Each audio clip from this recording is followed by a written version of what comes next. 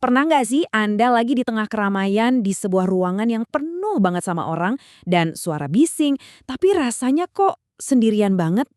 Di dunia kita yang serba modern ini, yang dibanjiri sama notifikasi HP, jadwal yang super padat dan hiruk-pikuk yang nggak ada habisnya, ironisnya banyak dari kita yang justru ngalamin kekeringan rohani yang dalam banget. Kita hidup di era yang bising luar biasa, tapi seringkali surga itu terasa sunyi. Nah, di pembahasan kita kali ini, kita bakal melihat gimana sih Tuhan itu sebenarnya bekerja justru tepat di tengah keheningan semacam itu. Oke, mari kita selami hal ini bareng-bareng. Coba jujur, pernah nggak Anda ngerasa seolah-olah Tuhan tuh lagi diem aja?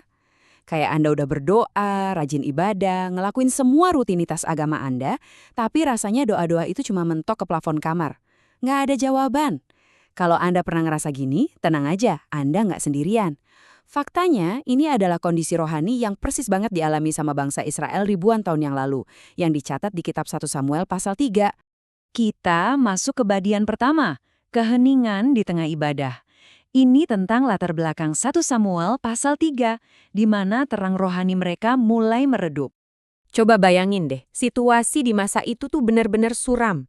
Eli, sang imam besar, digambarkan udah hampir buta secara fisik dan tragisnya, dia juga buta secara rohani. Belum lagi anak-anaknya, Hofni dan Pinehas. Mereka ini imam-imam yang korup dan merendahkan persembahan umat. Agamanya sih tetap jalan ya, rutinitas di bait suci di Silo terus dilakuin, tapi nggak ada kehidupan rohani sama sekali di sana. Terang bangsa itu benar-benar lagi meredup.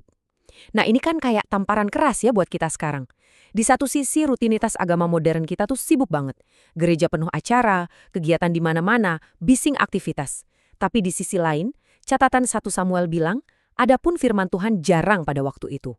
Mereka punya ritualnya, tapi kehilangan suaranya. Jadi pertanyaannya, apakah kita hari ini juga lagi terjebak di kebisingan aktivitas, sementara hati kita mengalami keheningan yang sama? Lanjut ke bagian 2, Tuhan memecah keheningan. Ini bicara soal inisiatif Tuhan yang berdaulat, yang benar-benar nggak bisa dihentikan. Nah, apa yang paling menarik dari bagian ini adalah, disinilah secercah harapan itu muncul.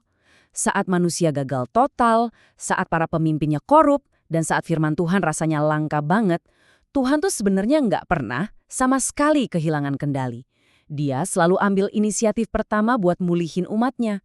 Bayangin, di tengah malam yang gelap gulita tepat di ruang tabut perjanjian, tempat paling sakral di bumi saat itu, Tuhan nggak ngomong sama Eli si imam besar yang udah senior. Enggak, Tuhan justru manggil seorang anak kecil, pelayan muda yang lagi tidur di situ. Samuel, panggilnya. Ini bukan panggilan biasa loh. Keheningan yang udah berlangsung berabad-abad itu tiba-tiba pecah karena kedaulatan Tuhan langsung mengintervensi sejarah manusia. Coba kita rasain deh ketegangan dramatisnya.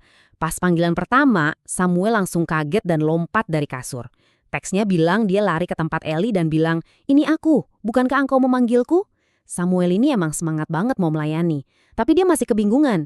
Dia pikir suara ilahi yang menggelegar itu cuma suara bos manusianya. Ya wajar sih, dia belum punya radar rohani buat ngenalin siapa yang sebenarnya lagi ngomong di tengah malam itu. Terus datanglah panggilan kedua. Samuel lari lagi ke Eli. Dan di titik inilah kita disuguhkan sebuah ironi yang luar biasa. Eli, si imam besar, sosok otoritas agama yang udah mapan, yang secara logika paling deket sama Tuhan, awalnya sama sekali ngangah kalau Tuhan lagi aktif ngonong. Dia cuma jawab santai, "Aku tidak memanggilmu anakku, kembalilah tidur." Eli, orang yang mewakili institusi agama tertinggi saat itu, benar-benar gagal ngenalin suara Tuhan dan malah nyuruh generasi penerusnya buat balik tidur dalam kebutaan rohani. Ngeri kan? Tapi syukurlah, pas panggilan ketiga, nah lampu bohlam di kepala Eli akhirnya nyala juga. Alkitab mencatat, lalu mengertilah Eli bahwa Tuhanlah yang memanggil anak itu. Ini titik balik yang krusial banget. Walaupun era kepemimpinannya Eli udah mau habis karena dosa-dosa keluarganya, dia tetap harus nuntasin satu tugas terakhir. Membimbing era yang baru, yaitu Samuel, gimana sih caranya nerima dan ngerespon suara Tuhan dengan benar. Masuk ke bagian 3, mengenali suara Tuhan. Di sini kita melihat kebutuhan yang mutlak akan bimbingan rohani. Jadi, poin krusialnya gini, ngenalin suara Tuhan itu nggak otomatis tiba-tiba bisa. Kisah ini dengan gamblang nunjukin kalau kita butuh banget yang namanya bimbingan rohani. Samuel emang punya niat yang tulus, dia siap disuruh-suruh, tapi kalau nggak ada Eli yang bimbing, dia cuma bakal lari bolak-balik karena bingung. Eli akhirnya ngajarin Samuel buat bilang, berbicaralah Tuhan, sebab hambamu ini mendengar. Kata mendengar di sini tuh maknanya dalam banget secara teologis. Bukan sekedar gelombang suara masuk ke kuping ya. Mendengar itu adalah postur hati yang siap sedia buat taat. Sebuah komitmen bahwa apapun yang Tuhan bilang, entah itu enak didengar atau malah nyakitin hati, kita bakal 100% tunduk sama kebenaran itu. Bagian 4. Menyampaikan kebenaran atau beban berat dari membawa sebuah firman Tuhan. Banyak orang pikir, dengar suara Tuhan itu selalu ngasih pengalaman emosional yang bikin merinding bahagia atau damai. Padahal, seringkali itu adalah beban yang super berat. Begitu Samuel benar-benar dengar suara Tuhan, boom, dia langsung dikasih tanggung jawab yang gila-gilaan besarnya. Tuhan nitipin pesan vonis hukuman yang mengerikan buat keluarga Eli karena dosa anak-anaknya. Coba bayangin posisi Samuel. Anak ini harus bangun besok paginya, terus nyampein berita kehancuran ini ke mentornya sendiri. Orang yang udah ngerawat dan ngebesarin dia. Tapi lihat respon mereka. Samuel berani nyampein semuanya tanpa nutup-nutupin satu kata pun. Dan Eli, walaupun hatinya pasti hancur lebur, dia tetap nunduk sama kedaulatan Tuhan dengan bilang, "Dialah Tuhan, apa yang baik dalam pandangannya, biarlah dilakukannya." Masuk ke bagian 5, Kristus Sang Firman Sejati. Sebuah penggenapan puncak dari seluruh narasi ini. Dan ini secara brilian mengilustrasikan sesuatu yang jauh lebih besar.